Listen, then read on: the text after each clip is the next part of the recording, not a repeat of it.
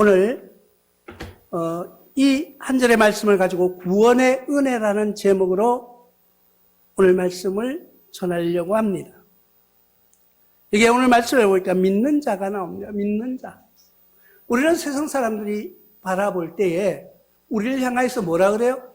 예수를 믿는 사람이다 이렇게 말합니다.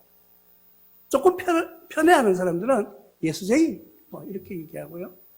또 조금 그래도 하는 사람 크리스찬이지 좀 뭐 이렇게도 이야기하고 여러 가지 이 단어를 씁니다. 그럼 믿는 자가 뭐냐? 믿음이라는 것이. 믿음이라는 말이 피스티스라는 말을 쓰는데 이게 신뢰하다는 거예요. 신뢰하다는 거. 신뢰가 없으면요 모든 것이 깨어집니다.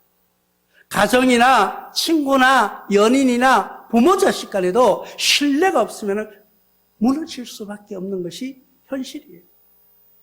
특별히 여러분들이 직장에서 일을 한다고 하면 직장의 상사와 이 직원 간에 서로의 신뢰가 없다고 그러면은 그 회사는 성장할 수가 없는 것입니다. 우리 신앙생활도 마찬가지입니다.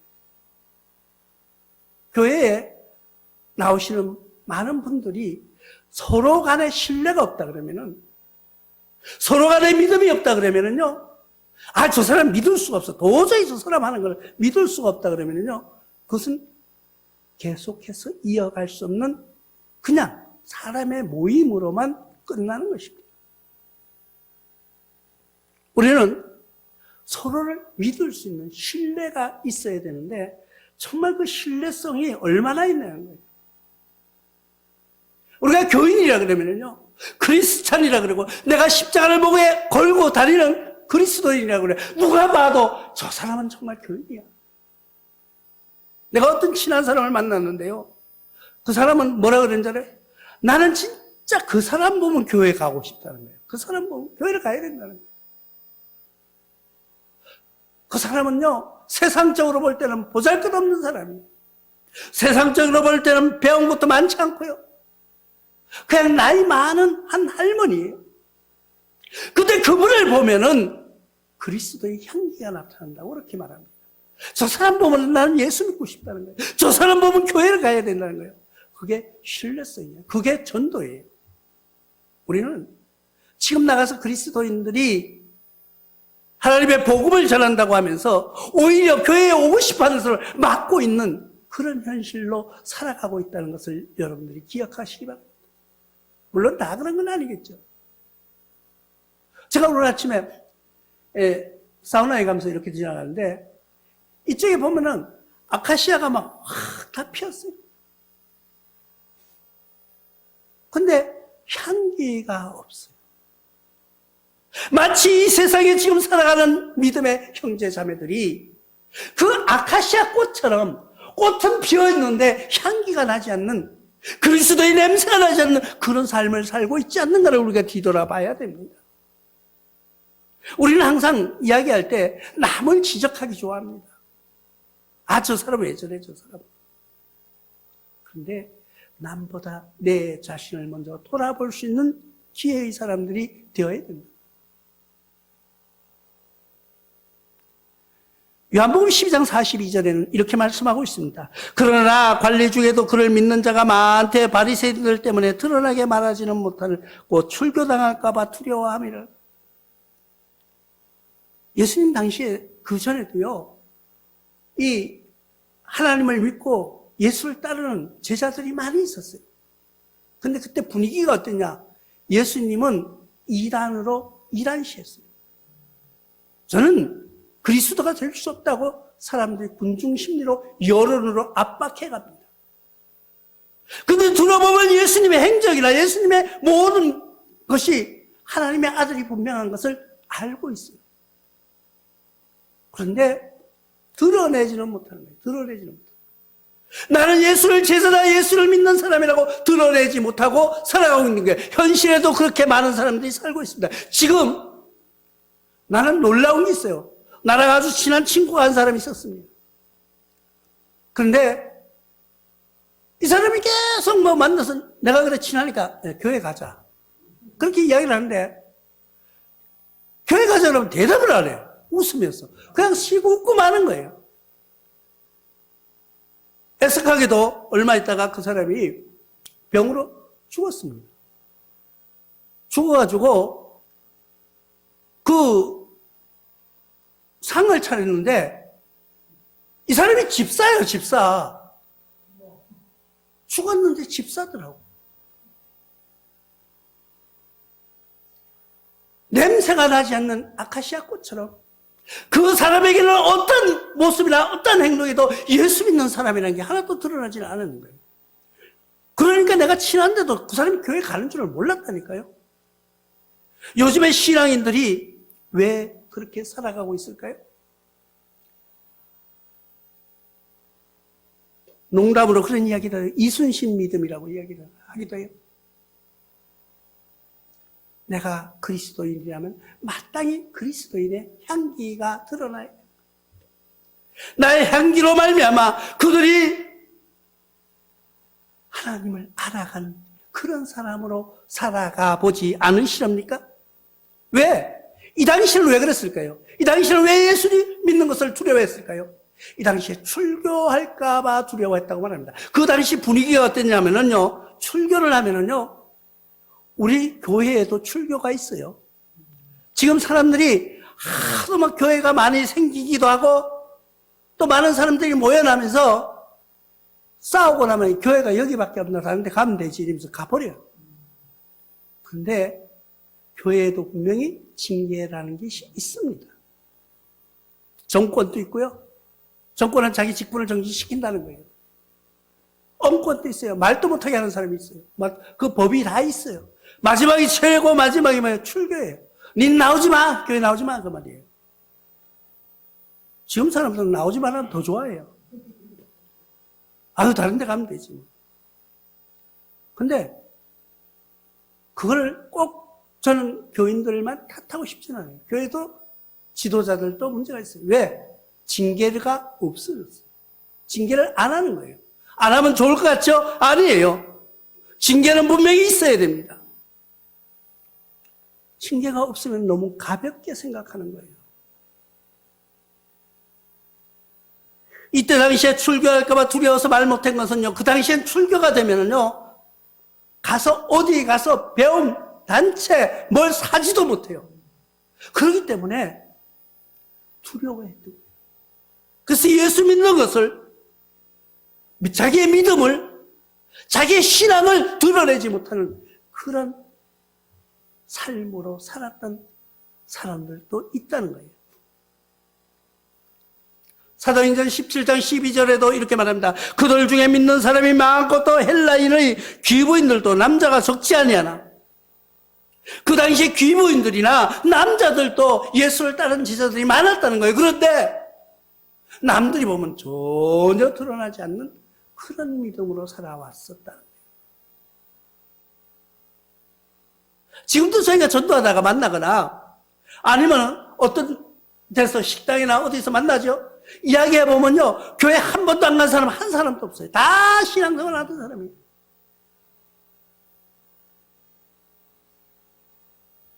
그런데 왜 자기 믿음을 드러내지 못할까요? 뭔가 세상적으로 살아가는데 내가 그리스도인이라고 말하면 손해볼 것 같은 기분이 드는 거예요. 교회 가는데도 성경책이 없이 그냥 갑니다. 왜? 물론 교회에서 이 스크린이라는 걸 제공해가지고 이게 단점 중에 하나예요. 근데 또 없으면 안 돼요. 그런데 우리는 그래서 성경을 읽게 만드는 거예요. 왜 읽게 만들까요? 그냥 일반관 교회 아무것도 안 가져가도 다 서비스예요. 다 제공이 돼요. 그런데 여러분들이 성경책을 끼고 걸어간다고 생각해 보시기 바랍니다. 그러면요, 우리가 제일 먼저 뭘 아는지 아세요? 옛날에 제가 예비군 훈련을 받으러 가보면요, 거기 가면 선생님도 계시고요, 약사도 있고요, 의사도, 한의사도 있고 이랬어요. 근데 예비군복을 입혀놓으면요, 똑같아 길가에 가다 오줌 싸고 아무 데나 두려놓고 근데 양복을 입으면요, 뭔가가 모르게요, 점잖해지고요, 자리도 한번 툭툭 털고 앉으려고 그러고요. 여러분, 청바지 입고 길에가 밖에 나가보십시오. 청바지 입으면 아무 데나 그냥 펄썩 주저앉고 엉덩이 툭툭 털고 일어나면 되는 거예요. 근데 여러분, 양복을 입었다고 생각하면요, 여러분들이 양장을 입었다고 생각해 보십시오. 그러면 아무 데나 가서 앉질 않아요. 마찬가지예요. 성경을 끼고 걸어가는 걸음은 방정맞게 뛰어가지는 못해요. 그래도 좀 점잖게 걸어가죠. 성경을 끼고 옆에 사람이 뭐라 그러면은요, 여기까지 나오는데 못하고 삼키는. 누구 때문에? 예수님 때문에. 그게 믿는 자의 모습이라는 거예요. 믿음이라는 것은 뭔가가 달라져 보이는 거예요. 달라지려고 노력하는 거예요. 그것을 우리는 신뢰라고 말합니다. 내가 예수님 때문에, 내가 마음대로 살고 마음대로 욕하고 마음대로 내 멋대로 살고 싶은데, 동네에서 그러잖아요. 저 녀석 저 누구 집 아들이야, 저 애비가 누구야? 그럴까봐 점잖게 살아가는 우리 조상들의, 우리의 선배들의 모습을 우리는 익히 배우고 왔었다는 거예요. 그게 신뢰라는 건데, 그 신뢰가 믿음이라는 것을 기억하시기 바랍니다. 그럼 왜 그런 믿음을 사는 사람들이 그렇게 살아가야 되느냐? 그 삶이 의로워져야 된다는 거예요. 신앙을 가지고 있는 사람은, 믿음을 가지고 있는 사람은, 신뢰가 있는 사람은 의로워져야 된다는 거예요. 의로워진다는 거예요. 이 의롭다는 말은 바로잡다는 뜻을 가지고 있습니다. 의롭다는 말은 바로잡다. 옳은 것으로 세워서 정정당하게 하다. 정정당당하게 세우다. 권리를 요구하다. 이런 뜻이 있습니다. 오늘은 디카리오라고 말하는데, 뭐 원어는 몰라도 저도 잘 몰라요. 그런데 이 의롭다 하신 말씀에서는 바로 잡아진다는 거예요. 뭐가요? 우리의 생활이 바로 잡아지는 거예요. 우리의 신뢰가 바로 잡아지는 거예요. 우리의 모습이 바로 잡아지는 거예요. 그것을 의롭다고 말합니다.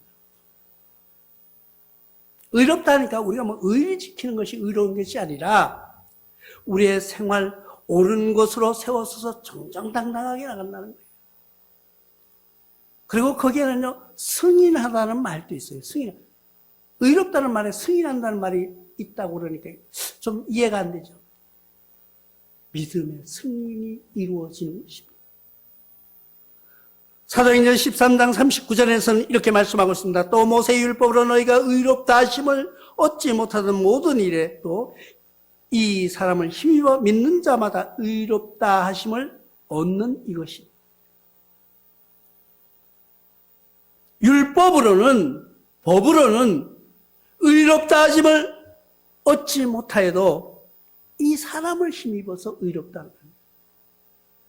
내가 우리 신앙생활 하시는 분들 보면은 어쩌면은 그냥 성인 도덕군자를 연상케 하는 것을 요구하고 있어요. 세상이. 너는 예수 믿으니까 착해야 돼. 너는 예수 믿으니까 뭐든지 양보해야 돼. 너는 예수 믿으니까 손해봐야 돼. 그런 것이 아니라 그것은 율법으로 세워지는 거예요. 우리가 의롭다 하시면 나의 의로움, 나의 그 모든 것은 율법으로 세워지는 내 행위예요. 근데 의로워지는 것은 내 행위로는 절대가 될 수 없다는 거예요. 누구의? 그분 한 분 때문에. 그 어떤 분 때문에. 여러분들 연애를 하다 보면은, 연애하시는 분들 보면은 말이 많아지죠. 연애하는 사람 쳐놓고 전화하면은요, 요즘은 이제 뭐 전화가 이 기본, 저걸로 돼서 그런데, 이 카톡도 하고 이러니까 그런데, 연애하는 사람은요, 전화 요금이 엄청 많이 나와요. 내가 아주 어떤 아가씨를 굉장히 사랑하는 아가씨가 있어요. 근데, 이 아가씨가 중국 가 있는데, 옛날 통화 같으면 그거 되질 않을까요? 중국 가가지고 계속 영상통화를 매일 하는 거예요, 매일. 너무 이뻐 죽겠어. 그걸 그냥 왜? 사랑스러우니까 하는 거예요. 근데 이 녀석은 나를 별로 안 좋아하는 것 같아. 어떤 데는 보면. 우리 손녀딸이거든요. 근데 나는 좋아서 맨날 전화하는데 지는 시큰둥해. 어떤 데는. 왜? 할아버지 왜? 이래. 뭘 왜? 나는 니 좋아서 했는데. 지는 바랄 때 왜? 이거는 일방적인 사랑이죠. 일방적인 사랑을 해도요, 내가 사랑할 때는 말이 엄청 많아지는 거예요. 니 지금 뭐 했어? 뭐 먹었어? 뭐 하고 있어? 뭐 아무것도 아닌 걸 자꾸 물어보고 싶어. 아, 배고프면 밥 먹었겠지. 그렇게 생각하는 것이 아니에요. 우리가 예수님 앞에도 예수님을 사랑하면 나와 여러분들이 하나님의 사랑 속에 있다면 하나님과의 대화가 많아질 거예요. 뭐 물어보고 싶잖아요. 예수님, 나 오늘 어떻게 해야 돼요? 일반 사람이 생각하면, 네가 네 하는 거 하면 되지, 뭘 물어보고 해. 아니에요. 내가 사랑하니까 물어보고 싶은 거예요. 예수님, 나 오늘 뭐 할까요? 뭐 하면 좋을까요? 누구 만날까요? 자꾸 말이 많아지는 거예요. 예수님을 사랑할수록 여러분들의 기도 시간이 늘어난다는 것을 기억하시기 바랍니다. 내가 하나님을 얼마나 사랑하고 있는가, 내가 얼마나 그를 의롭게 생각하고 하나님이 나와 관계에서 어떤 모습으로 내가 살아가는가, 그걸 측정하려면요, 여러분들이 하루에 기도를 몇 분 하는가, 그걸 상상해 보시면 내가 얼만큼 사랑하고 있는가를 생각하실 거예요. 여러분들이 남편과 아내와의 사랑에도 마찬가지예요. 하루에 만나가지고 할 말이 많으면요, 그 사람과의 대화가 많으면요, 조금만 떨어졌으면 전화해가지고 지금 뭐 하고 있어? 아, 뭐 하고 있어? 일하고 있겠지. 그런데 궁금한 거야. 왜? 사랑하니까. 미운 사람은요, 보면은 어떻게 해요? 반가워서 쫓아가나요? 아니면 숨을 피하죠, 이렇게. 저 사람이 나 볼까봐. 마찬가지예요. 여러분들이 기도 시간이 아니면은 내가 이 대화의 시간이 줄어든다고 생각하면은 그 사랑이 뜨겁지 못하다는 거예요. 그 사랑이 의롭지 못하다는 거예요. 그럼 왜 믿는 자로서의 의롭다함을 얻어야 되는가? 우리가 해야 되는가?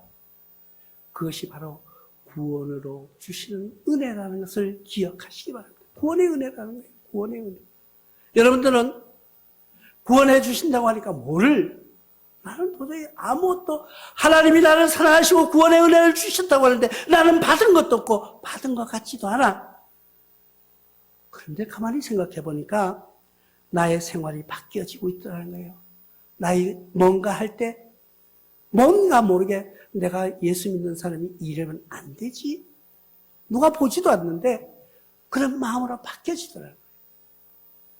또 남들에게 가서 아이고 내가 조금 손해보더라도 내가 그래도 십자가 목걸이를 하고 있는데 그래도 남들이 볼 때 조금은 손해봐야지 내가 꼭 이기려고 하는 것보다 양보해야지 하는 생각을 갖는 거예요. 그런 갖는 것이 은혜라는 거예요. 그렇게 가질 수 있는 것이 구원의 길로 가는 길이라고 여러분 기억하시기를 바랍니다. 사도행전 15장 11절에 이렇게 말씀하고 있습니다. 그러나 우리는 그들이 우리와 동일하게 주 예수의 은혜로 구원받은 줄을 믿노라 합니다. 왜? 그렇게 하는 사람들이 모이는 것은 동일한 은혜로 구원받은 줄 안다는 거예요. 왜? 그분을 사랑하고 신뢰하기 때문에. 내가 어디 가서 함부로 해갈 수 없는 것은 우리 아버지가 욕먹을까봐 자식들이 어디 가서 잘못하면 저 누구 아들이야 그러잖아요. 어른들이 옛날에 우리 클 때 그랬어요. 저 누구 집 자식이야. 괜히 아버지는 아무 잘못 안 했는데 나 때문에 아버지가 욕을 먹는 그런 현실 속에서 살아온 나와 여러분들은 예수 믿는 나와 여러분들은 예수님을 사랑하는 사람 모습으로 살아가야 된다는 거예요. 로마서 11장 6절에 만일 은혜로 된 것이 행위로 말미암지 않음이니 그렇지 않으면 은혜가 은혜되지 못하느니라. 그러니까 우리가 뭘 할 때 내가 잘해가지고 칭찬받으려고 하지 마십시오. 예수님 때문에 내가 양보했더니 내가 예수님 때문에 손해봤더니 그 사랑이 나한테 돌아왔을 때 은혜라는 거예요. 내가 누구한테 잘 보이고 내가 뭐 열심히 노력해서 나의 능력으로 나면 다 될 것 같아. 착각에 빠지지 마십시오. 하나님이 도와주시지 아니하시면, 하나님이 함께하지 아니하시면 아무것도 할 수가 없다는 것을 한번 상상해 보시기 바랍니다. 여러분들이 지금 걸어올 수 있는 것 감사하시기 바랍니다. 내가 말할 수 있는 것 감사하시기 바랍니다. 내가 내 스스로 움직일 수 있는데 감사해 본 적이 있나요? 며칠 전에 식당에 갔더니까 돌아가자마자 얼굴이 잘 기억이 안 나. 저쪽에서 막 뛰어나오지. 식당인데, 큰 식당인데. 한 여자분이 막 뛰어나오고, 목사님 반가워요. 이러면서 손을 덥석지고 막 이러는데, 갑자기 이 사람이 나를 너무 잘하는데 내가 모른다 소리도 할 수 없고, 딱 그런데 갑자기 수어를 하는 거예요. 저기 우리 남부 이 지혜 사람 모여가지고 밥 먹는다고. 그렇게 딱 생각난 거예요. 이 사람이. 그러니까요, 인간은요, 자기가 뭘 잘한다고 착각하면 안 돼요. 다 기억한다고 착각하면 안 돼요. 그런 거를 보고 그 사람을 생각했다니까요. 마찬가지예요. 우리가 내 행위로 모든 것이 옳다함을 얻으려는 것이 아니라 생각나게 하시는 하나님의 은혜라는 것을 기억하시기 바랍니다. 우리가 세상에 내가 착해가지고, 내가 뭘 잘해가지고, 내가 뭐든지 내가 똑똑해서 되는 것이 아니라 하나님의 은혜 가운데 머물, 그러면 하나님께서 우리에게 무엇을 주시겠다고 약속했냐면 구원해 주시겠다는 약속을 하시면 그것이 은혜라는 거예요.